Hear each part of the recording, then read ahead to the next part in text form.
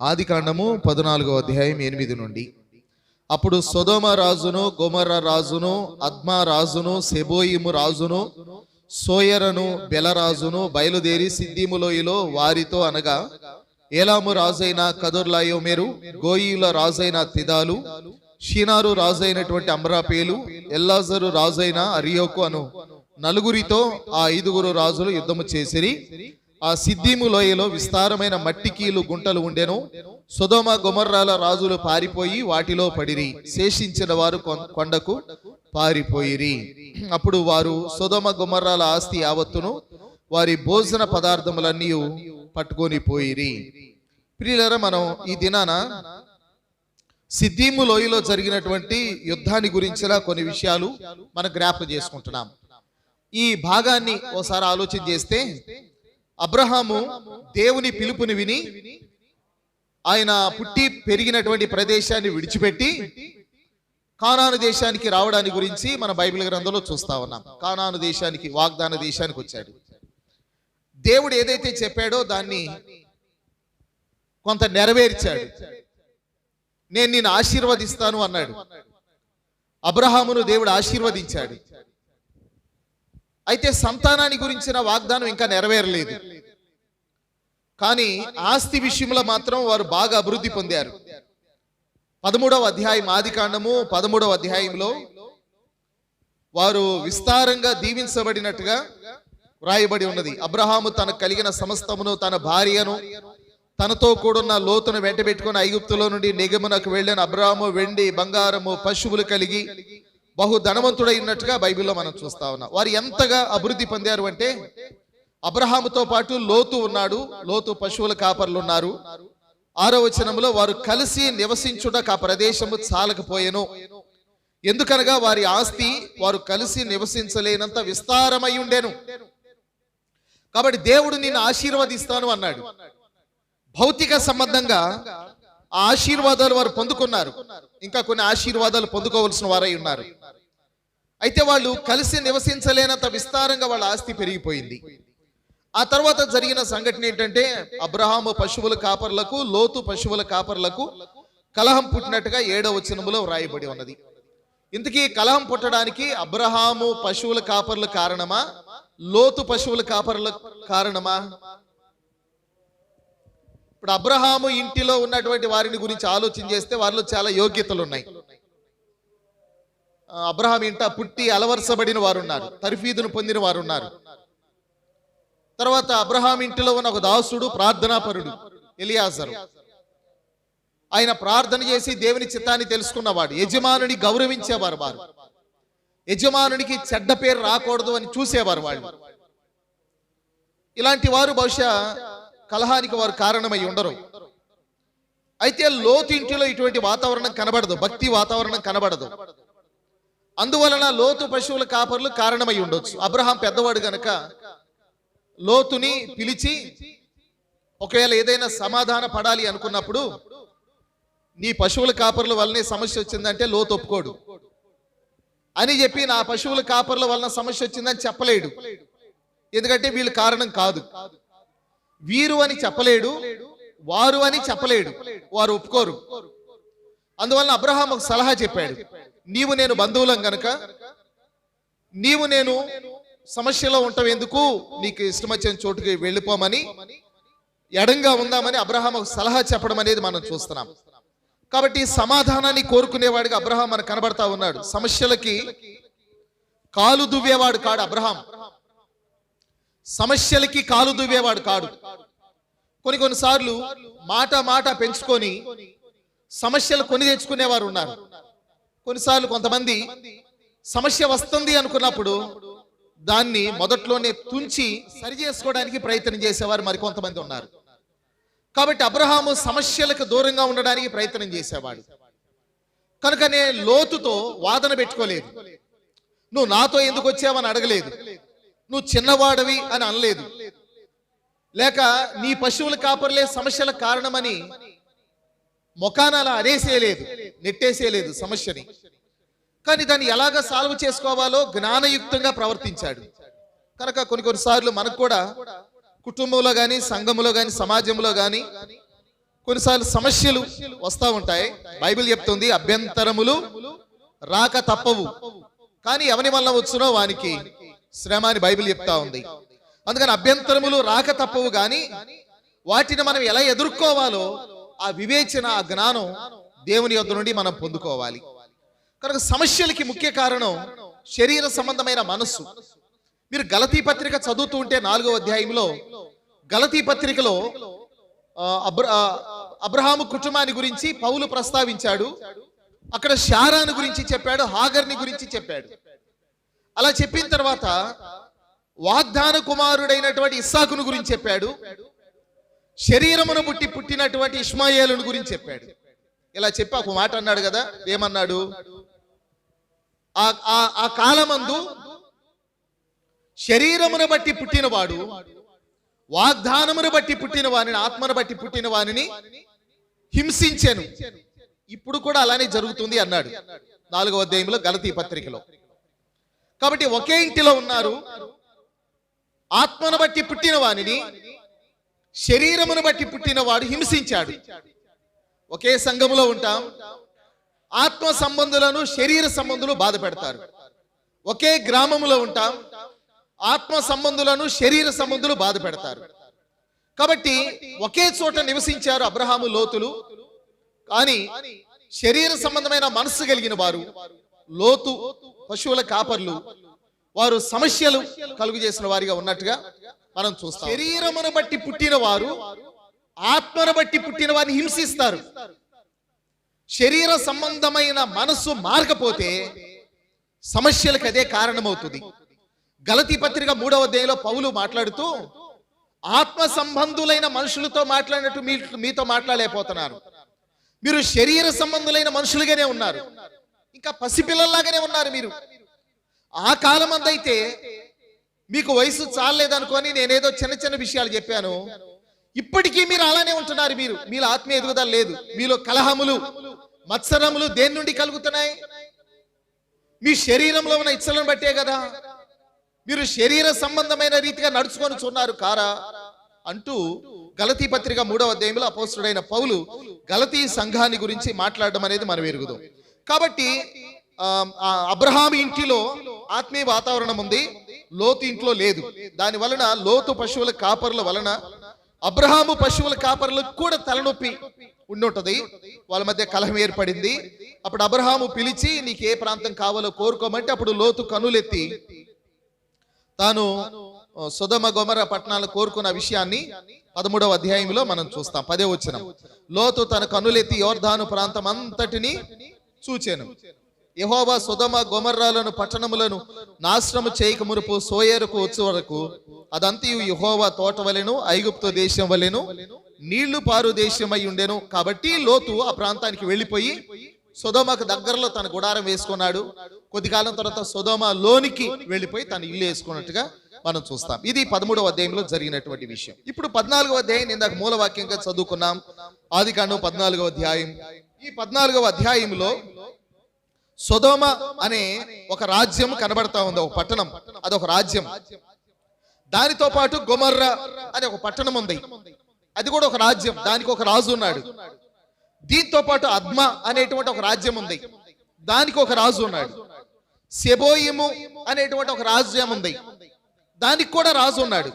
Sawyer అనే ఒక రాజ్యం ఉంది, దానిని బెల అని కూడా అంటారు. మొత్తం 5 రాజ్యాలు ఉన్నాయి. ఆ రోజుల్లో పెద్ద పెద్ద పట్టణాలు రాజ్యాలుగా ఉండేవి, దానికి రాజులు ఉండేవారు.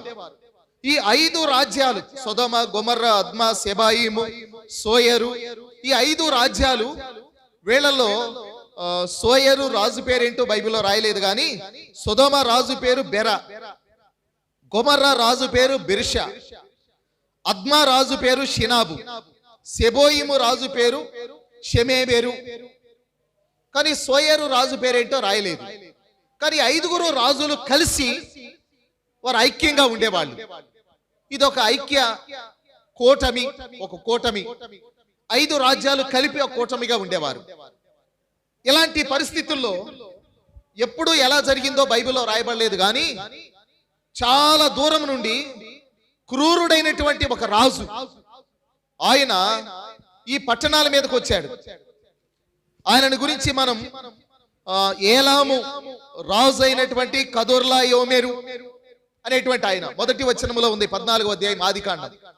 ఏలాము రాజు అయినటువంటి కదొర్లా యోమెరు అనే ఒక రాజు, భయంకరుడు. ఆయన చాలా దూరము నుండి రాజ్యాలు జయించుకుంటూ ఈ పట్టణాల దగ్గరకు వచ్చాడు. ఈ పట్టణాల దగ్గరకు వస్తే ఆ రోజుల్లో యుద్ధం చేయకముందు రాజులు ఏం చేసేవాళ్ళంటే ముందు వర్తమానం పంపేవారు, సమాచారం పంపేవారు దూత ద్వారా.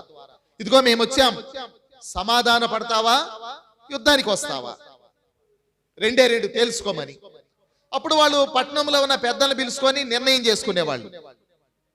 ఇలాంటి సమాచారం వచ్చినప్పుడు ఈ 5 రాజ్యాల వారు కలిసి ఒక నిర్ణయానికి వచ్చారు. ఏంటంటే వాడు భయంకరుడు రాజు, కదొర్లా యోమెరు రాజు, మనం యుద్ధం చేసి గెలవలేము, అందువలన సమాధాన పడదాము అని చెప్పి సమాధాన పడడానికి వాళ్ళు నిర్ణయం తీసుకున్నారు. ఏంటి సమాధాన పడటం అంటే, మేము ఇంత ఇస్తాము డబ్బులు, మమ్మల్ని వదిలిపెట్టి వెళ్ళిపోమని. అయితే ఒక్కసారి కాదు, ఏటేటా వాళ్ళు పన్ను చెల్లించాలి, కప్పం చెల్లించాలి. లేదు ఏ సంవత్సరమైనా చెల్లించకపోతే గనక వారు మరలా యుద్ధానికి వస్తారు. అందువలన సంవత్సరం పన్ను చెల్లించే విధంగా వీళ్ళు ఒప్పందం చేసుకొని 5 రాజ్యాల వారు, సొదొమ, గొమర్రా, అద్మా, సెబోయిము, సోయరు అనే 5 రాజ్యాల వారు ఆ కదొర్లా యోమెరు అనేటువంటి రాజుకి పన్ను చెల్లించే విధంగా ఒప్పందం చేసుకొని ఆయన కొంత డబ్బులు ఇచ్చి వెనక్కి పంపించారు. పంపించాక ఇప్పుడు సంవత్సరము పన్ను చెల్లించాలి. ఇప్పుడు ఈ పన్ను ఎక్కడి నుంచి చెల్లిస్తారు వీళ్ళు? పన్ను ఎలా చెల్లిస్తారు? రాజ్యములో ఉన్న వాళ్ళ దగ్గర వసూలు చేస్తారు. అంటే ఆ రాజ్యంలో ఎవరు నివసిస్తున్నారు వారు పన్ను చెల్లించాలి. మీకు గుర్తుందో లేదో, యేసు ప్రభు శరీరధారిగా ఉన్న దినాల్లో ఒకసారి పన్ను కట్టించుకోవడానికి ప్రభు దగ్గరకు వచ్చారు. అప్పుడు ప్రభువారు తన దగ్గర ఉన్నటువంటి పేతురుని మిగతా వాళ్ళని చూసి అన్నారు, పన్ను ఎవరు చెల్లిస్తారు? రాజు రాకుమారుడు వాళ్ళు చెల్లిస్తారా, లేక రాజ్యంలో ఉండేవారు చెల్లిస్తారా అంటే రాజ్యంలో ఉండేవారే అన్నారు. అని ప్రభు తాను రాకుమారుడు అనేట్టుగా చెప్పాడు. అయినా ఆయన ఏమంటాడంటే, నీ కొరకు నా కొరకు నువ్వు వెళ్ళి గాలం వేసి ఒక చేప దొరుకుతుంది, దాని నోటిలో షెకెలు ఉంటది, నీ కొరకు అర షెకెలు, నా కొరకు అర షెకెలు కట్టమని పేతురుని అప్పగించి పంపించడం మనం చూస్తాం. వ్యక్తి పన్ను అలా చెల్లించేవారు. అలాగా సొదొమ, గొమర్రా, అద్మా, సెబాయిము, సోయర్లో ఉన్నటువంటి వారు సంవత్సరం అంతా కష్టపడి పనిచేశాక వారు గవర్నమెంట్ వారికి పన్ను చెల్లించాలి. ఈ 5 రాజ్యాల వారు వసూలు చేసిన పన్నుని కదొర్లా యోమెరు అనేటువంటి రాజుకి అప్పగించాలి. ఇప్పుడు దూరం నుండి కన్నులెత్తి చూస్తే లోతుకి ఎలా కనపడ్డాయి సొదొమ, గొమర్రా పట్టణాలు? చాలా బాగున్నాయి. ఏదేను తోటలాగా ఉన్నాయి, ఐగుప్తు దేశంలాగా ఉన్నాయి, నీళ్లు పారు దేశంలాగా ఉన్నాయి, హాయిగా ఉన్నట్టుగా ఉంది. అబ్రహాము దగ్గర ఉంటే పద్దాకలు అబ్రహాము లెక్కలు అడుగుతాడు, పెద్దోడు కదా, అన్ని పట్టించుకుంటాడు, సలహాలు చెప్తాడు, ఇలా ఉండద్దు అలా ఉండద్దు అని చెప్తా ఉంటాడు. ఇవన్నీ విని తల బొప్పి కట్టింది. ఇప్పుడు మనం కనుక వెళ్ళిపోతే స్వేచ్ఛగా బ్రతకొచ్చు అనుకొని సొదొమ ప్రాంతానికి వెళ్ళిపోయిన కొద్ది కాలానికి తెలిసింది ఎవరికి? లోతుకి. లోతు ఇంట్లో ఎవరెవరు ఉన్నారో వీళ్ళందరూ కూడా సొదొమ పట్టణానికి పన్ను చెల్లించాలి. అబ్రహాముతో ఉన్నప్పుడు లేదా ఇబ్బంది, కానీ ఇప్పుడు సొదొమ పట్టణంలోనికి ఎప్పుడైతే వచ్చారో ఇప్పుడు అర్థమైంది పన్ను చెల్లించాలి అనేసరికి గుండెలు గుబేలు అన్నాయి. ఇప్పుడు వెనక్కి వెళ్ళలేడు, ఇక్కడ ఉండలేడు. ఎందుకంటే వెనక్కి వెళితే మరలా లోతు భార్య ఒకవేళ మనం తలదించుకొని అక్కడ బ్రతకాల్సి ఉంటది, కాబట్టి అక్కడికి ఎందుకు వెళ్ళడం అనుకొని ఉంటదేమో. లేక లోతు పశువుల కాపర్లు పొరపాటును కూడా వద్దు, ఆడికి వెళ్ళిన తర్వాత మనం తేలికైపోతాం అనుకొని ఇక్కడే ఉందాం, పన్ను చెల్లిద్దాం అనుకొని ఒక అభిప్రాయానికి వచ్చి సొదొమలో ఉండిపోయి ఉంటారు. అలా జరిగిన తర్వాత ఇప్పుడు లోతు పశువుల కాపర్లు ఎప్పుడు సావధానంగా ఉండేవారు కారు గనక వాళ్ళు ఒక నిర్ణయానికి వచ్చారు. ఏమనుకున్నారంటే, మనం ఎందుకు పన్ను చెల్లించాలి? కదొర్లా యోమెరు అనేటువంటి రాజుకి పన్ను ఎగ్గొట్టేద్దాం, యుద్ధానికి వస్తాడు, మనమందరం బయలుదేరదాం. మీరు 5 రాజులు ఉన్నారు, మేమున్నాం, మనం అందరం కలిసి యుద్ధం చేద్దాం, వాడిని ఓడిద్దాం, అప్పుడు మనం పన్ను చెల్లించే పన్ను ఉండదు అని చెప్పి సొదొమ, గొమర్రా, తర్వాత అద్మా, సెబాయిము, సోయరు అనేటువంటి రాజులతో బహుశా వీళ్ళు మాట్లాడి ఉంటారు. అలా జరిగిన తర్వాత అప్పుడు ఏం జరిగింది అంటే 14వ అధ్యాయంలో ఈ విధంగా వ్రాయబడి ఉన్నది. 14వ అధ్యాయము 4వ వచనం. 12 సంవత్సరములు ఆదికాండం 14:4. 12 సంవత్సరములు అంటే లోతు ఆ పట్టణంలోనికి వెళ్ళక ముందు 12 సంవత్సరములు కదొర్లాయోమెరుకు లోబడి 13వ సంవత్సరమున లోతు పశువుల కాపర్లు ఎప్పుడైతే సొదొమలో అడుగు పెట్టారో ఆ సంవత్సరమున తిరుగుబాటు చేశారు. తర్వాత 14వ సంవత్సరమున కదొర్లాయోమెరును అతనితో కూడున్న రాజులను వచ్చి అస్తరోతు, కర్నాలు, రెఫాయిలు, జూజీయులు, తర్వాత ఏమీయులు, హోరీయులు, అమోరీయులు, అమాలేకీల దేశమంతా దీనంతటిని కూడా ఓడిస్తూ సొదొమ గొమొర్రా పట్టణాల దగ్గరకు వచ్చేసారు. కాబట్టి అక్కడ జరిగినటువంటి విషయాన్ని కొంత మనం అర్థం చేసుకోవడానికి ప్రయత్నం చేస్తాం. అన్ని బైబిల్లో రాయలేదు కానీ కొన్ని సంఘటనలు మనం ఆలోచిస్తూ ఉంటే ఎప్పుడైతే లోతు పనివారు సొదొమలో అడుగు పెట్టారో అప్పుడు వాళ్ళ ఆలోచనలు మారిపోయినాయి. మనం ఎందుకు పన్ను చెల్లించాలి, మనం తిరుగుబాటు చేద్దాం, యుద్ధం చేద్దాం, ఓడిద్దాం, పన్ను చెల్లించే పని ఉండదు అని వాళ్ళు ఒక నిర్ణయానికి వచ్చారు. ఈ విధంగా వాళ్ళు పన్ను చెల్లించడం ఎప్పుడైతే మానేశారో అప్పుడు ఈ కదొర్లాయోమెరు, ఏలాము రాజు అయిన కదొర్లాయోమెరు ఆయన ఏం చేశాడంటే తనతో పాటు ఇంకా ముగ్గురిని ఎంటబెట్టుకున్నాడు. ఆ ముగ్గురు ఎవరు అని అంటే షీనారు రాజు అయిన అమ్రాపేలు, ఎల్లాజరు రాజు అయినటువంటి అర్యోకు, గోయిల రాజు అయినటువంటి తిదాలు. ఈ ముగ్గురు, వీళ్ళతో పాటు ఏలాము రాజు అయిన కదొర్లాయోమెరు, మొత్తం 4 రాజులు బయలుదేరి వారు యుద్ధాలకి బయలుదేరి వస్తూ రెఫాయిల ప్రాంతాన్ని ఓడించారు, జూజీల ప్రాంతాన్ని ఓడించారు, ఏమీల ప్రాంతాన్ని ఓడించారు, హోరీల ప్రాంతాన్ని ఓడించారు, అమాలేకు దేశం అంతటిని స్వాధీనం చేసుకున్నారు, అమోరీలను కొట్టారు. కానీ అబ్రహామును టచ్ చేయలేకపోయారు. అబ్రహాం ఉంది ఆ ప్రాంతంలోనే, చుట్టుప్రక్కల ఉన్న వాటన్నిటిని ఓడించుకుంటూ వచ్చారు. వాటన్నిటిని ఓడించుకుంటూ సొదొమ గొమొర్రా దరిదాపుల్లోనికి వచ్చేసరికి వీరు ఎలా ఉన్నారు అని అంటే 14వ అధ్యాయం ఆదికాండం 8వ వచనంలో అప్పుడు సొదొమ రాజును, గొమొర్రా రాజును, అద్మా రాజును, సెబోయిము రాజును, సోయరను బెలరాజును బయలుదేరి సిద్దీము లోయలో వారితో యుద్ధం చేయడానికి వారు రెడీగా ఉన్నారు. వీళ్ళ వెనక ఎవరున్నారు? ఈ 5 రాజుల వెనక లోతు పశువుల కాపర్లు ఉన్నారు. మేమున్నాం కానీ అన్నట్టుగా వాళ్ళే ప్రోత్సహించారు. వాళ్ళు ఇప్పుడు యుద్ధానికి రెడీగా ఉన్నారు.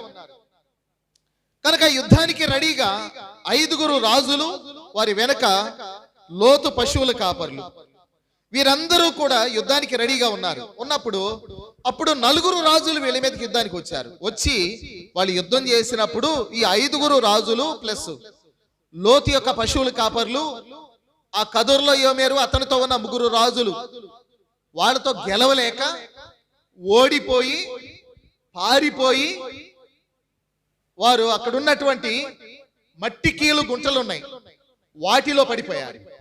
అప్పుడు వాళ్ళని పట్టుకొని వీళ్ళందరినీ కూడా బానిసలుగా తీసుకొని వెళ్ళిపోతున్నటువంటి విషయాన్ని మనం ఈ భాగంలో చూస్తా వచ్చాం.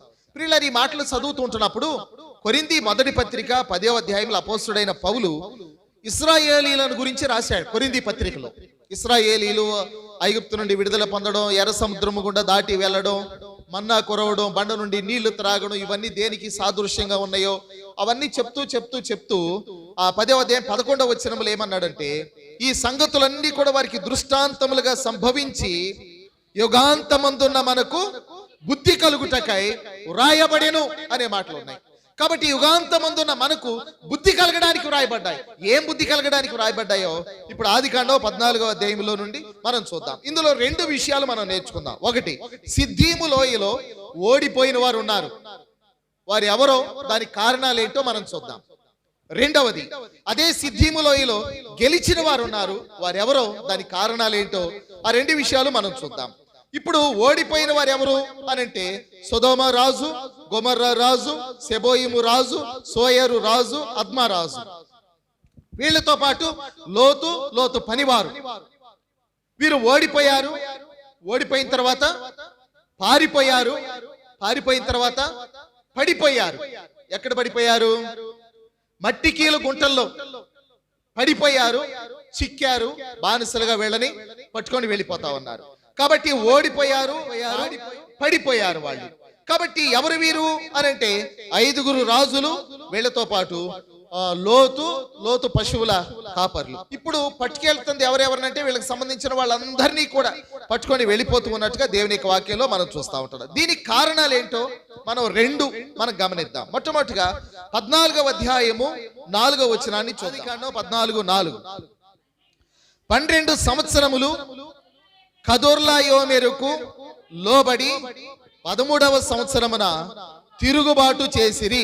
చూడండి, ఇక్కడ ఓడిపోవడానికి, పారిపోవడానికి, పడిపోవడానికి, బందీలుగా చిక్కడానికి ముఖ్య కారణం ఏంటంటే తిరుగుబాటు చేయడం అనేటువంటి ఒక మాటని మనం చూస్తా ఉన్నాం. 14:4 లోబడినంత కాలం వాళ్ళకి ఈ సమస్య లేదు, కానీ లోతు పశువుల కాపర్లు ఎప్పుడైతే సొదొమలోనికి వెళ్ళారో అప్పుడు తిరుగుబాటు అనేది వాళ్ళలో ఏర్పడింది. వాళ్ళు ఎప్పుడైతే తిరుగుబడ్డారో అప్పుడు వారి పతనానికి అది నాందిగా మనం చూస్తూ ఉంటున్నాం. ప్రియులారా, ఎప్పుడైనా ఎక్కడైనా ఓటమికి కారణం తిరుగుబాటు అనేటువంటి విషయాన్ని మనం గమనిస్తూ ఉంటున్నాం. కనుక మొదటి పతనానికి కారణం కూడా తిరుగుబాటే కదా.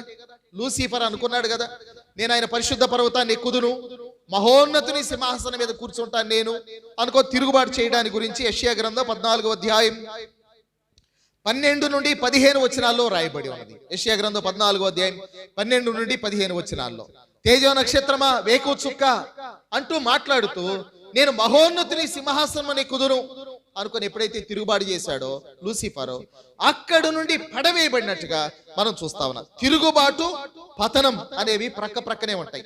తిరుగుబాటు, పతనము అనేవి ప్రక్కనే ఉంటాయి. అది లూసిఫర్ లో మనం చూస్తాం. రెండవది ఆదాము తిరుగుబాటు చేశాడు. దేవుడు చెప్పిన దానికి వ్యతిరేకంగా చేశాడు, పతనమైపోయాడు. మొదటి మానవుడు పతనమైపోయాడు. మూడవది ఇశ్రాయేలీలు కూడా తిరుగుబాటు చేశారు. వారు తిరుగుబాటు చేయటం అనేది ఒక్కసారి జరిగింది కాదు. బైబిల్లో ద్వితీయోపదేశకాండము 9వ అధ్యాయం 24వ వచనములో అసలు వారి చరిత్ర అంతా దేవుడు చెప్పాడు. ద్వితీయోపదేశకాండం 9వ అధ్యాయము 24వ వచనం, నేను మిమ్మల్ని ఎరిగిన దినం మొదలుకొని మీరు యెహోవా మీద తిరుగుబాటు చేయుచున్నారు అన్నాడు. ఇది మోషే పలుకుతున్న మాట. నేను మిమ్మల్ని ఎరిగిన దినం మొదలుకొని మీరు యెహోవా మీద తిరుగుబాటు చేయుచునే ఉన్నారు. ఎన్నోసార్లు తిరుగుబాటు చేశారు వాళ్ళు, ఇశ్రాయేలీయులు. ఇలా తిరుగుబాటు అనేది పతనానికి కారణంగా మనం చూస్తూ ఉంటున్నాం. కనుక తిరుగుబాటు అనేది భయంకరమైన పాపంగా మనం చూస్తా ఉన్నాం. ఇంతకీ తిరుగుబాటు అంటే ఏంటి? లూసిఫర్ తిరుగుబాటు చేశాడు, ఆదాము తిరుగుబాటు చేశాడు, ఇశ్రాయేలీయులు కూడా తిరుగుబాటు చేశారు. మేము తిరుగుబాడలేదు. అసలు తిరుగుబాటు అంటే ఏంటి, తిరుగుబాటు చేయటం అంటే ఏంటి అనే ఒక ప్రశ్న మనకు రావచ్చు. నేను ఒక మాట మీకు జ్ఞాపకం చేస్తాను. చూడండి, కీర్తనల గ్రంథం 78వ కీర్తన 78వ కీర్తన 56వ చరణం 78:56 అయినను వారు మహోన్నతుడైన దేవుని శోధించి తిరుగుబాటు చేసిరి, ఆయన శాసనములను అనుసరింపకపోయిరి. తిరుగుబాటు అంటే ఏంటి? ఆయన శాసనములను గైకొనకపోవడమే తిరుగుబాటు. ఇప్పుడు చెప్పండి, మనం అందరం కూడా ఆయన శాసనాలు గైకొంటున్నామా? లూసిఫర్ తిరుగుబాటు చేశాడు, ఆదాము తిరుగుబాటు చేశాడు, ఇశ్రాయేలీలు తిరుగుబాటు చేశారు. మరి మనం ఏం చేశాం? అసలు తిరుగుబాటు అంటే ఏంటి? ఆయన శాసనములు గైకొనకపోవడమే తిరుగుబాటు, ఆయన ఆజ్ఞలు గైకొనకపోవడమే తిరుగుబాటు. బైబిల్ గ్రంథంలో ఎన్నో ఆజ్ఞలు ఉన్నాయి కదా. నేను వచ్చు వరకు నన్ను జ్ఞాపకము చేసుకున్నటకై మీరు దీనిని చేయుడి అన్నాడు. అదొక ఆజ్ఞ, అదొక శాసనం. అందుకనే మన ప్రభుని ప్రతి ఆదివారం జ్ఞాపకం చేసుకుంటున్నా, ప్రభు బలలో పాల్పంపులు పొందుతున్నాం. తర్వాత అందరూ అంతటా మారు మనసు పొందవలనని ఆయన మనుషులకు ఆజ్ఞాపించుచున్నాడు అన్నాడు. అదొక శాసనం. ఇంకా మనలో మారు మనసు పొందని వారు ఉన్నారు. నమ్మి బాప్తిస్మం పొందినవాడు రక్షింపబడును అని బైబిల్లో రాయబడి ఉన్నది. ఇంకా మనం బాప్తిస్మం పొందకున్న వారు ఉన్నారు కొంతమంది. ఇవన్నీ ఆలోచిస్తే ఇవన్నీ తిరుగుబాట్లే. వీటితో పాటు ఇంకా చాలా ఉన్నాయి, ఇంకా చాలా చెప్పొచ్చు కదా.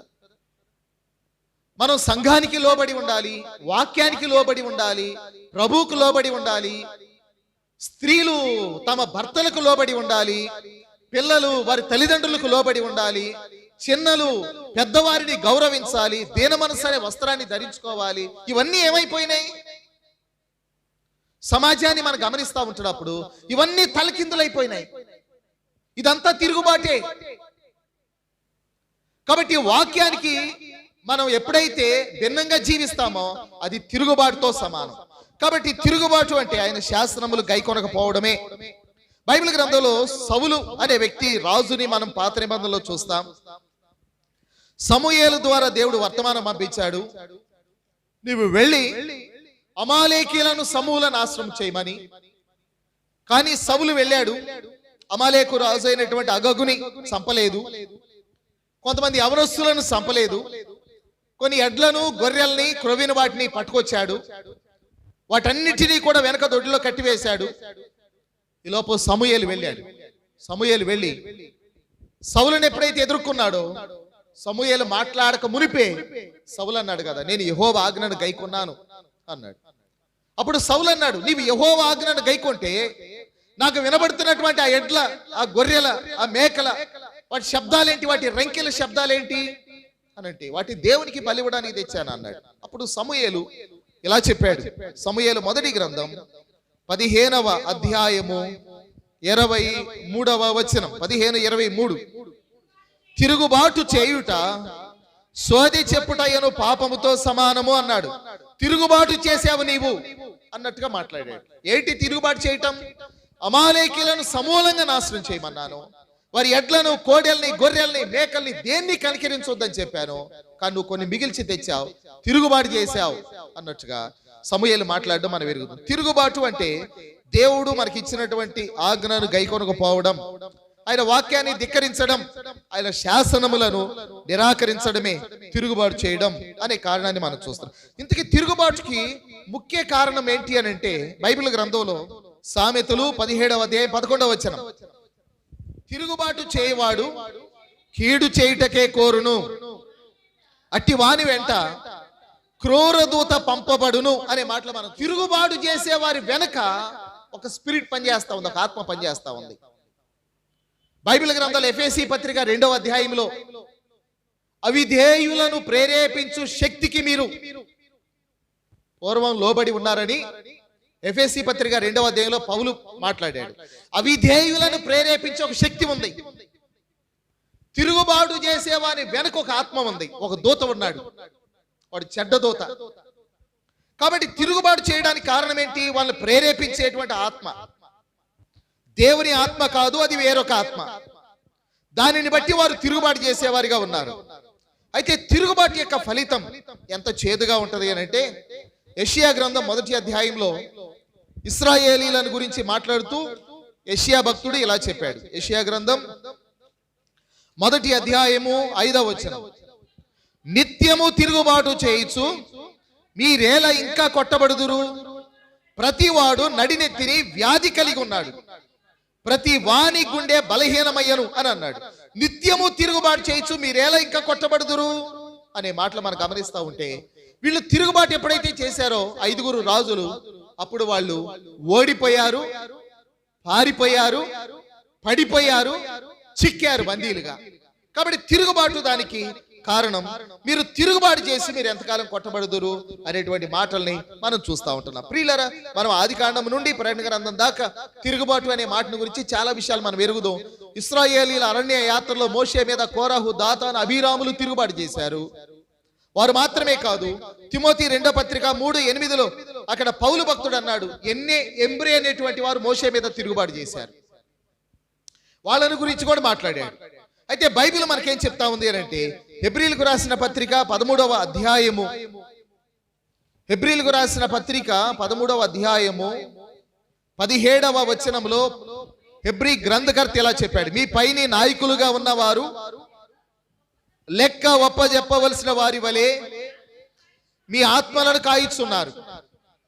వారు దుఃఖముతో ఆ పని చేసిన ఎడల మీకు నిష్ప్రయోజనము గనుక దుఃఖముతో కాక ఆనందముతో చేయనట్లు వారి మాట విని వారికి లోబడి ఉండుడి అనేటువంటి మాటల్ని మనం చూస్తాం. ఇందాక జ్ఞాపకం చేసుకున్నట్టు చిన్నవారు పెద్దవారి మాట వినాలి, పిల్లలు తల్లిదండ్రుల మాట వినాలి, భార్య భర్త మాట వినాలి, సంఘము సేవకుని మాట వినాలి, మనమందరము కూడా యేసు ప్రభు మాట వినాలి.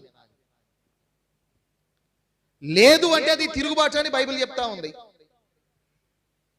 కాబట్టి ఈ విషయాలు మనం గమనిస్తా ఉన్నాం. ఇటువంటి పరిస్థితులు మనం చూస్తా ఉంటే తిరుగుబాటు వలన ఓడిపోయారు, పారిపోయారు, పడిపోయారు, మట్టికీలు గుంటల్లో బందీలుగా చిక్కారు. ఇది మొదటి కారణం. తిరుగుబాటు మొదటి కారణం. వారు ఓడిపోయి పారిపోయి పడిపోవడానికి కారణం. రెండవ కారణాన్ని చూద్దాం. ఆదికాండం 14వ అధ్యాయంలోనే 8, 9 వచనాలు. ఆ పేర్లు కొంచెం నేను చదవడానికి ప్రయత్నం చేస్తాను, మీరు గమనించండి. అప్పుడు సొదొమ రాజును, గొమొర్రా రాజును, అద్మా రాజును, సెబోయిము రాజును, సోయరను బెలరాజును బయలుదేరి సిద్దీములో ఇలా వారితో అనగా, ఎలాము రాజైన కదుర్లయోమెరు, గోయిల రాజైనటువంటి తిదాలు, షీనారు రాజైన అంబరాపేలు, ఎల్లాజరు రాజైన అర్యోకు అను ఆ నలుగురితో ఆ 5 రాజులు యుద్ధము చేసిరి. ఆ సిద్దీములో ఇలా విస్తారమైన మట్టి కీలు గుంటలు ఉండెను. సొదొమ గొమొర్రాల రాజులు పారిపోయి వాటిలో పడిపోయిరి అనేటువంటి మాటల్ని మనం చూస్తా ఉన్నాం. కనుక మొట్టమొదటి కారణం తిరుగుబాటు. వారు ఓడిపోయి పారిపోయి పడిపోవడానికి మొదటి కారణం తిరుగుబాటు. రెండవ కారణం పొరబాటు. వారు ఓడిపోయి పారిపోయి పడిపోవడానికి కారణం, రెండో కారణం పొరబాటు. ఏంటి పొరబాటు అని అంటే, సాధారణంగా యుద్ధాలు అనేవి ఎక్కడ జరిగేవి? ఎక్కడ పడితే అక్కడ యుద్ధాలు జరగవు. యుద్ధం జరిగే ప్రదేశాలు కొన్ని ఉన్నాయి. ఆ ప్రాంతంలోనే రాజులు యుద్ధాలు కూడుకునేవారు. బైబిల్ గ్రంథంలో సమూయేలు మొదటి గ్రంథం 17వ అధ్యాయంలో ఇశ్రాయేలీలకు ఫిలిస్తీన్లకు యుద్ధం. అది కూడా ఒక లోయలో, అది పేరుకు లోయ మాత్రమే. 2 కొండల మధ్య ఉన్న విశాలమైనటువంటి మైదాన ప్రదేశం అది. దానిని ఏలా లోయ అన్నారు. సమూయేలు మొదటి గ్రంథం 17వ అధ్యాయము 19వ వచనం. సౌలును వారును ఇశ్రాయేలు అందరును ఏలా లోయలో ఫిలిస్తీన్లతో యుద్ధము చేయుచుండగా, ఏలా లోయలో, అది పేరుకు లోయ, 2 కొండల మధ్య ఉన్న విశాలమైన మైదానం. అది యుద్ధానికి సరిపోయిన ప్రదేశం. అది న్యాయాధిపతుల గ్రంథం 5వ అధ్యాయం, న్యాయాధిపతుల గ్రంథం 5వ అధ్యాయం. మీకు ఒక అవగాహన కలగడానికి ఈ మాటలు చెప్తున్నాను నేను. యుద్ధాలు ఎలాంటి ప్రదేశాల్లో జరిగేవో చూద్దాం. న్యాయాధిపతుల గ్రంథం 5వ అధ్యాయము 19వ వచనం. రాజులు వచ్చి యుద్ధము చేసిరి, మెగిద్దో కాలువల యుద్ధనున్న తానాకులో కనాను రాజులు యుద్ధము చేసిరి. రాజులు వచ్చి యుద్ధం చేశారు. మెగిద్దో అనే ఒక ప్రదేశం ఉంది, అది యుద్ధానికి సరిపోయిన ప్రదేశం. అది ఆ మెగిద్దో అనే ప్రాంతంలో యుద్ధం జరుగుతూ ఉండగా, వారు పారిపోతూ ఉండగా వారిని తరిమినప్పుడు కాలువలో పట్టణాల్లో కూడా వెళ్ళేవారు వాళ్ళు. కానీ మొదట యుద్ధం ఎక్కడ ప్రారంభమయ్యేదంటే ఒక విశాలమైన ప్రదేశం, దాన్ని మెగిద్దో అన్నారు. దాన్నే హర్మెగిద్దోను అని కూడా అన్నారు. అక్కడ జరిగే యుద్ధం అది, రాజులు యుద్ధం చేసేటువంటి స్థలం అది. దినవృత్తాంతాల 2వ గ్రంథం 35వ అధ్యాయం, దినవృత్తాంతముల 2వ గ్రంథం 35వ అధ్యాయము 22వ వచనం. 35:22. అయినను యోషి అతనితో యుద్ధము చేయగోరి అతని యుద్ధ నుండి తిరిగిపోక మారువేషము ధరించుకొని యెహోవా నోటి మాటలుగా పలుకబడిన నెకో మాటలను వినక మెగిద్దో లోయ యందు యుద్ధము చేయవచ్చెను అనే మాటలు మనం చూస్తాం. మెగిద్దో అనేది యుద్ధం చేసేటువంటి ప్రదేశం. అది ఏలా అనే లోయ, పేరుకే లోయ, కానీ మైదాన ప్రాంతం. అది 2 కొండల మధ్య ఉన్న ప్రదేశం కనుక యుద్ధానికి అనుకూలమైన స్థలం. అది మెగిద్దో అనేది కూడా కొండల మధ్య ఉన్న మైదాన ప్రాంతం. పేరుకు లోయే మెగిద్దో లోయ, కానీ మైదాన ప్రాంతం. అది యుద్ధం చేయడానికి అనుకూలమైంది. అయితే ఇప్పుడు ఆదికాండం 14వ అధ్యాయంలో సొదొమ గొమొర్రా మొత్తం 5 రాజులు యుద్ధానికి కూడుకున్నారు కదా, అది కూడా లోయే. దానిని సిద్దీము లోయ అన్నారు. ఇది నిజంగానే లోయ, మైదాన ప్రాంతం కాదు అది. అది నిజంగానే లోయ. ఆ లోయలో విస్తారమైన మట్టి కీలు గుంటలు ఉన్నాయి. అక్కడ రెడీగా ఉన్నారు.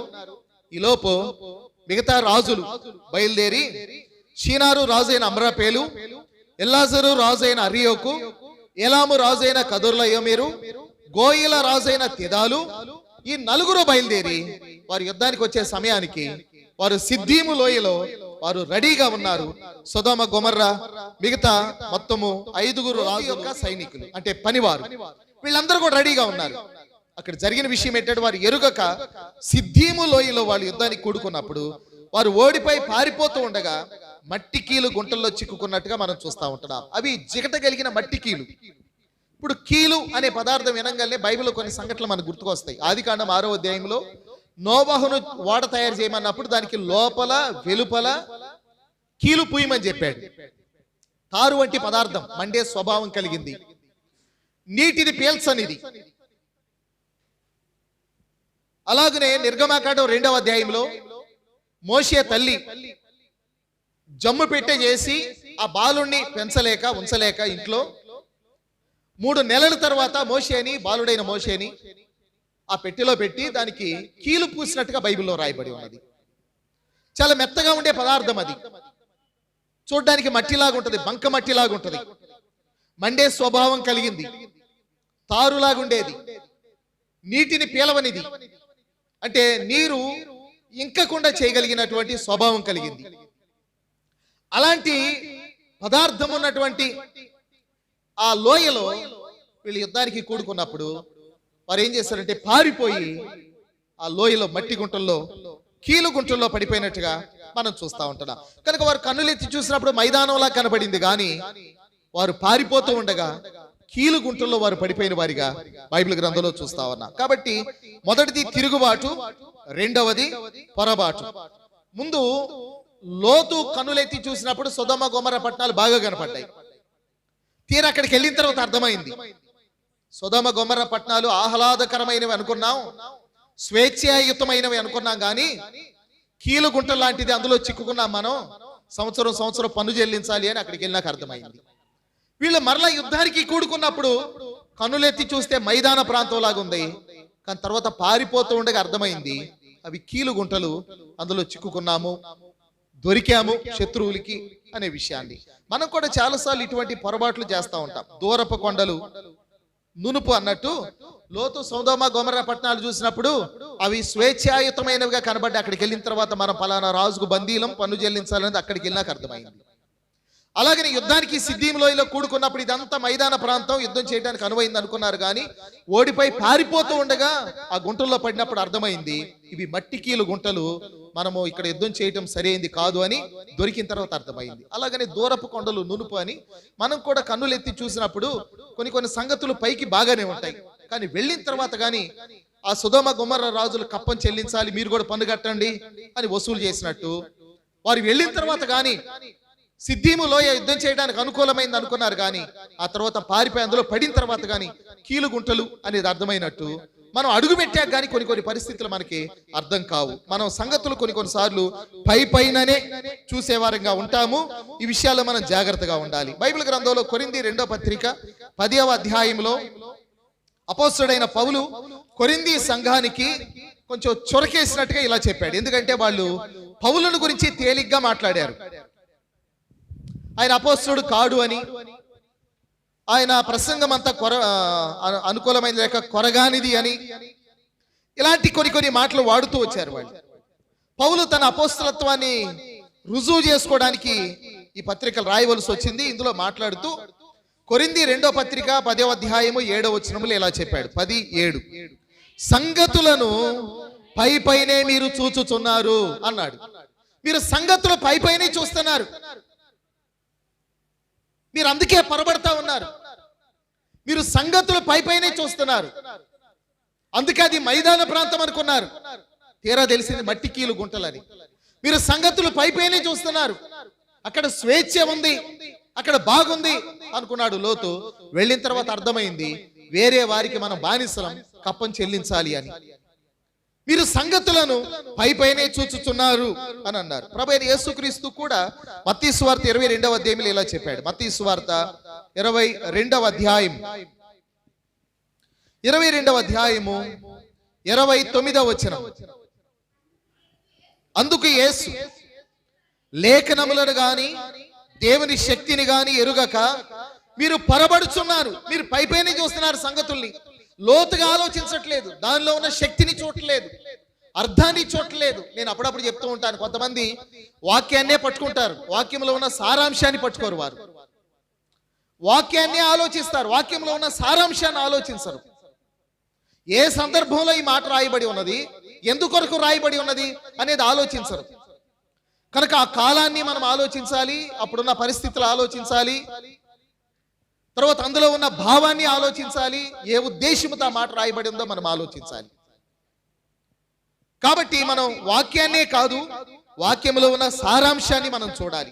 మీరు లేఖనములను గాని దేవుని శక్తిని గాని ఎరుగక పొరబడుచున్నారు అనేటువంటి మాటల్ని మనం చూస్తూ ఉంటున్నాం. కాబట్టి వారు పొరబడ్డారు, దాని వల్ల ఓడిపోయారు, పారిపోయారు, పడిపోయారు, బందీలుగా చిక్కారు. వారు ఓడిపోవడానికి 2 కారణాలు. మొట్టమొదటిది తిరుగుబాటు, రెండవది పొరబాటు అనే విషయాన్ని మనం చూస్తూ ఉంటున్నాం. తిరుగుబాటు, పొరబాటు, ఈ 2 కారణాలు బట్టి సొదొమ గొమొర్రా ఇతర 5 ప్రాంతాల వారు ఓడిపోయారు, పారిపోయారు, కీలుగుంటల్లో పడిపోయారు, బందీలుగా చిక్కి వెళ్ళిపోతూ ఉన్నట్టుగా మనం చూస్తా ఉన్నాం. ఇలాగ వాళ్ళని పట్టుకొని వెళ్ళిపోతా ఉంటే అదే ప్రాంతంలో గెలిచినటువంటి వారు ఉన్నారు. వారు ఎవరంటే అబ్రహాముతో ఉన్నటువంటి 318 మంది. దానికి కారణాలు ఏంటో మనం చూద్దాం. ఎప్పుడైతే సొదొమ గొమొర్రా పట్టణాలని, అందులో ఉన్న లోతు పనివారిని, లోతు భార్యను, పిల్లల్ని, ఆస్తిని, వీళ్ళందరినీ కూడా దోచుకొని వెళ్ళిపోతున్నారు అనేటువంటి సంగతి అబ్రహాముకి వినబడిందో, అప్పుడు అబ్రహాం ఏం చేశాడంటే వెంటనే ఆయన రియాక్ట్ అయినట్టుగా మనం చూస్తా ఉన్నాం. తన ఎంట పుట్టి అలవర్చబడిన 318 మందిని వెంట పెట్టుకొని బయలుదేరినట్టుగా మనం చూస్తా ఉన్నాం. ఈ రోజుల్లో లాగా ఆ రోజుల్లో సహోదరులు ఎక్కువగా జోక్యం చేసుకున్నవారు కాదేమో. ఒకవేళ జోక్యం చేసుకుంటే గనక శారమ్మ చెప్పేది, ఎక్కడికి వెళ్తున్నారండి అని మెల్లగా అడిగేది. శారమ్మ లోతుని ఎవరో పట్టుకెళ్ళిపోతున్నారంట, అందుకని బయలుదేరామనంటే, నీకు ఇంకా బుద్ధి రాలేదండి, నిన్ను కాదని వదిలిపెట్టి వెళ్ళిపోతే ఇలా చెయ్యొచ్చండి శారమ్మ. కానీ ఆ రోజులు ఎక్కువ జోక్యం చేసుకునేవాళ్ళు కనుక పొరపాటున ఒకసారి జోక్యం చేసుకుంది. ఆదికాండం 16వ అధ్యాయంలో, దేవుడు నన్ను పిల్లలు లేని వానిగా చేశాడు కనుక నువ్వు హాగరుతో పొమ్ము, దానివల్ల పుట్టినటువంటి కుమారుడు నా సంతానం అనుకుంటాను అని జోక్యం చేసుకుంది, పొరబడింది, పర్యవసానాన్ని అనుభవించింది, బుద్ధి తెచ్చుకుంది. రెండోసారి జోక్యం చేసుకోకూడదు అనుకుంది. నా భర్తను దేవుడు ఎలా నడిపిస్తే అలా నేను నడుచుకుంటాను అనుకుంది. అనుకున్నాకే ఆమె జీవితంలో మార్పు వచ్చింది. అందుకనే పేతురు ఆమెను గురించి రాస్తూ, మీరును యోగ్యముగా నడుచుకున్న ఎడల ఆమెకి పిల్లలై ఉంటారు శారాకి అని స్త్రీలకు సలహా చెప్పాడు. ఇక జోక్యం చేసుకోవట్లేదు కనుక కొన్ని సలహాలు చెప్పడం మంచిదే, కానీ అన్నిటిలో వేలు పెట్టకూడదు. కొన్ని విషయాల్లో మనం అనుసరించడం మంచిది, కానీ అన్నిటినీ అడ్డగించడం మంచిది కాదు. కనుక ఈ రోజుల్లో లాగా ఆ రోజుల్లో అన్నిట్లో జోక్యం చేసుకునేవారు కారు. ఇంకో రకంగా చెప్పాలంటే ఆ దినాల్లో స్త్రీలకు అంత ప్రాధాన్యత ఉండేది కాదు. పాత నిబంధన కాలంలో పురుషాధిక్య ప్రపంచం అది. కానీ క్రొత్త నిబంధనలోకి వచ్చిన తర్వాత స్త్రీ అని, పురుషుడని భేదము లేదు, గ్రీసు దేశస్తుడని, యూదుడని భేదము లేదు. ఇలాంటి మాటలు దేవుడు అందరినీ స్వతంత్రులుగా చేశాడు. మనమందరము దేవుని పిల్లలమై ఉన్నాము. కానీ మనకంటూ ఒక పరిధి ఉంది. విశ్వాసికి ఒక పరిధి ఉంది, సేవకునికి ఒక పరిధి ఉంది, పురుషునికి సంఘంలో ఒక పరిధి ఉంది, స్త్రీకి ఒక పరిధి ఉంది. ఎవరి పరిధిని బట్టి వాళ్ళు పనిచేయాలి. పిల్లలకి వారి పరిధి వారికి ఉంది. దేవుడు ఎవరెవరికి ఇచ్చిన బాధ్యతలను బట్టి వారు పనిచేయాలి. క్రొత్త నిబంధనలో స్త్రీలు పని చేయలేదా? చేశారు. వాళ్ళు సంఘాలు కట్టబడలేదా? వారి వలన కట్టబడ్డాయి. సువార్త ప్రకటించలేదా? ప్రకటించారు. అందరూ చేశారు, కలిసి చేశారు. కానీ ఎక్కడ కూడా ఆజ్ఞను అతిక్రమించలేదు. వారి పరిధిలో వాళ్ళు పనిచేస్తూ వచ్చారు. అలాగని కుటుంబంలో కూడా మన పరిధిలో మనం పనిచేస్తూ ఉండాలి, అన్నిటిలో వేలు పెట్టకూడదు. కాబట్టి ఇక్కడ బహుశా శారా యొక్క జోక్యం లేదేమో, అందుకని వెంటనే అబ్రహాము తన ఇంటి వారిని సిద్ధపరచుకొని బయలుదేరి వెళ్ళినట్టుగా బైబిల్ గ్రంథంలో మనం చూస్తూ ఉంటున్నాం. ఇలా బయలుదేరినప్పుడు అబ్రహాము గెలిచి తిరిగి రావడానికి కొన్ని కారణాలు ఉన్నాయి. 4 కారణాలు నేను చెప్తాను. సిద్దీము లోయలో ఓడిపోయిన వారు, దానికి కారణాలు 2. ఒకటి తిరుగుబాటు, 2 పొరబాటు అని జ్ఞాపకం చేసుకున్నాం. అదే సిద్దీము లోయ ప్రాంతంలో గెలిచిన వారు అబ్రహాము తనతో ఉన్న 318 మంది. దానికి కారణాలు 4 ఉన్నాయి. ఆ 4ట్లో మొట్టమొదటిది ఆదికాండం 14వ అధ్యాయం 14వ వచనం. అబ్రహాము తన తమ్ముడు చెరపట్టబడినని విని తన ఇంట పుట్టిన వారు ఉన్నారు. అబ్రహాము ఆ సిద్దీము లోయ ప్రాంతంలో 5 రాజులు చేయలేని పనిని 4 రాజులను, బలమైన రాజులను ఓడించడానికి కేవలం 318 మందితోనే బయలుదేరి వెళ్ళి విజయాన్ని పొందడానికి 4 కారణాలు. అందులో మొట్టమొదటిది అబ్రహాము ఇంట పుట్టినటువంటి దాసులు ఉన్నారు. ఆ దినాల్లో దాసులు 2 రకాలుగా ఉండేవారు. ఒకటేమో వెండి ఇచ్చి కొనబడిన దాసులు, 2 పుట్టిన దాసులు, ఇంట పుట్టినటువంటి దాసులు. ఇల్లు అంటే దేవుని సంఘమే.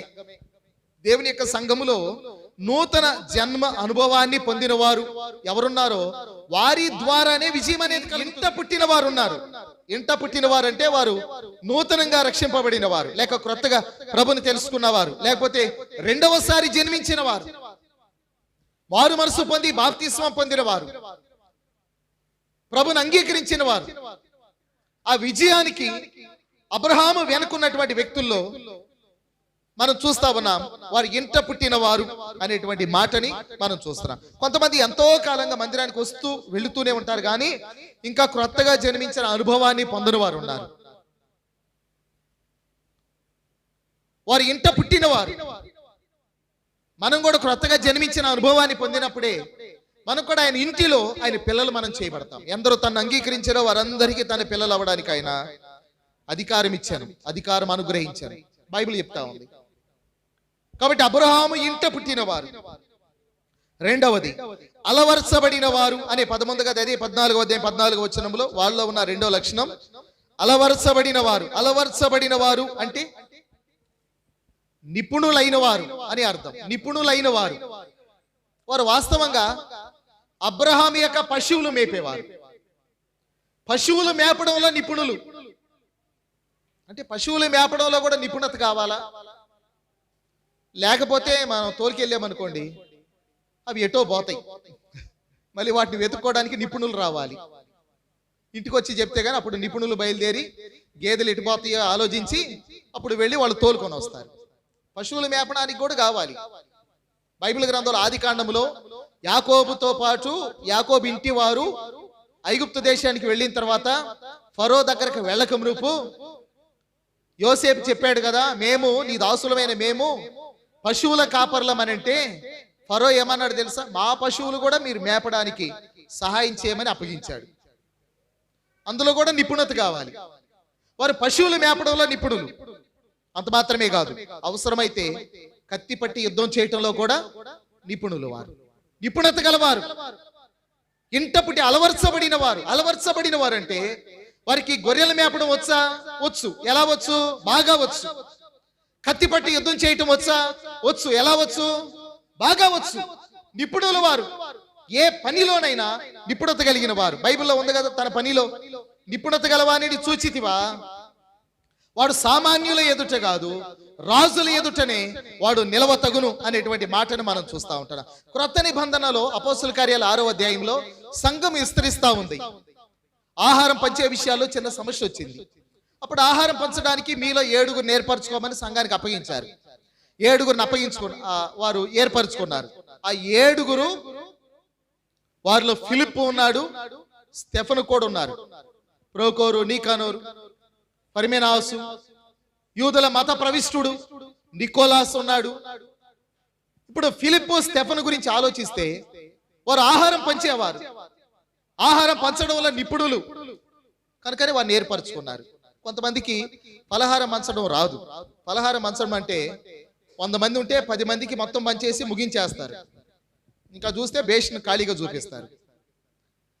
ఇందులో ఫలహారం చూడాలి, ఎదురు మనుషుల్ని చూడాలి. అప్పుడు మనం పంచుతున్నప్పుడు ఇది ఎంతవరకు వచ్చిందో చూడాలి. మరి కొంతమంది పంచుతారు, సగం ఫలహారం మిగులుస్తారు అలాగా. కనుక ఆ పంచువాడు పక్షపాతం లేకుండా పంచాలని కూడా బైబిల్లో ఉంది. పంచేటప్పుడు ఎక్కువ తక్కువ లేకుండా కూడా పంచాలి, చూసి జాగ్రత్తగా పంచాలి. వాక్యం అంతా వింటారు కానీ చివరికి ఫలహారం దగ్గరకు వచ్చేసరికి తక్కువ వచ్చిందంటే మాత్రం దాని మీదే ఉంటుంది దృష్టి అంత కొంతమందికి. అందుకని పంచువాడు పక్షపాతం లేకుండా పంచాలి. సమస్య ఎక్కడా రాదంట, భోజనం దగ్గరే వచ్చింది, అందులో కూడా కూర దగ్గరే వచ్చింది అంట. అందుకని అక్కడ కూడా మనం జాగ్రత్తగా ఉండాలి. వడ్డించువాడు జాగ్రత్తగా వడ్డించాలి, అందులో కూడా నిపుణత కావాలి. ఈ ఫిలిప్పు స్టెఫను ఆహారం పంచడంలో నిపుణులు మాత్రమే కాదు, సువార్త చెప్పడంలో కూడా నిపుణులు వారు. స్టెఫను మాట్లాడుతూ ఉంటే అతని ప్రేరేపించిన ఆత్మను ఎదిరించలేకపోయారు వాళ్ళు. ఎంత ధారాళంగా మాట్లాడాడు స్టెఫను. ఓ పాత నిబంధన చరిత్ర తీసుకున్నాడు, అసలు క్లుప్తంగా క్షుణ్ణంగా చెప్పాడు, సూటిగా వారికి తగిలేటట్టుగా చెప్పాడు. మీరు ముష్కరుల్లాగా ఉన్నారు వాళ్ళలాగానే అని పోల్చి మాట్లాడాడు. ఎంత అద్భుతంగా మాట్లాడాడు స్టెఫను. కానీ సంఘంలో ఉన్నప్పుడు ఎక్కడున్నాడు ఆయన? ఆహారం పంచే కాడున్నాడు. ఆహారం పంచడంలో నిపుణుడు, సమయం వచ్చినప్పుడు కత్తి పట్టి యుద్ధం చేయడంలో కూడా నిపుణుడు, అంటే వాక్యం చెప్పడంలో కూడా నిపుణుడు. అలాగనే ఫిలిప్పు ఉన్నాడు, ఫిలిప్పు ఆహారం పంచేవాడు. కానీ మనం అపోస్తుల కార్యాలు 8వ అధ్యాయం చూస్తా ఉంటే ఆయన కైసరియకి వెళ్ళాడు. కైసరియలో సువార్త ప్రకటిస్తా ఉంటే గారడీవాడు కూడా మారాడు. వాడే అనేకులు మార్చేవాడు, వాడు కూడా మారాడు. అనేకులు మారారు, విస్తారమైన అద్భుతాలు జరిగినాయి, గొప్ప కార్యాలు జరిగినాయి. ఆహారం పంచేవాడు, అవకాశం వచ్చినప్పుడు కత్తి పట్టి యుద్ధం చేయగలిగిన వాడు, అందులో కూడా నిపుణుడు. కనుక నీకు బైబిల్ తెలుసా అంటే తెలుసు, మొత్తం తెలుసా తెలియదు, మరేం తెలుసు? కొంతవరకు తెలుసు. ప్రార్థన చేస్తావా? చేస్తాను. ఎంతసేపు చేస్తావు? 3 పూటలు చేస్తాం. ఉదయం ఆహారం, మధ్యాహ్నం ఆహారం కాడ, సాయంత్రం ఆహారం కాడ. భక్తి ఉందా? ఉంది. ఎంతవరకు ఉంది? ఏదో కొద్దిగా ఆదివారం వస్తే అట్లా కనబడి ఇట్లా వచ్చేద్దాం అంతే. ఎక్కువసేపు ఉండడం కూడా మంచిది కాదు అనుకుంటారు, లోతుగా దిగకూడదు అనుకుంటారు భక్తిలో కూడా. సువార్త చెప్తారంటే చెప్తారు, ఎప్పుడో సమయం వచ్చినప్పుడు, అప్పుడప్పుడు. మనకు అన్నీ వచ్చు కానీ అన్నిట్లో నిపుణత లేదు, ఏదో కొద్దిగా తెలుసు. ఎవరైనా బైబిల్ ఏమైనా అడిగినప్పుడు నోరేళ్ళ పెట్టట్టు చూస్తాం,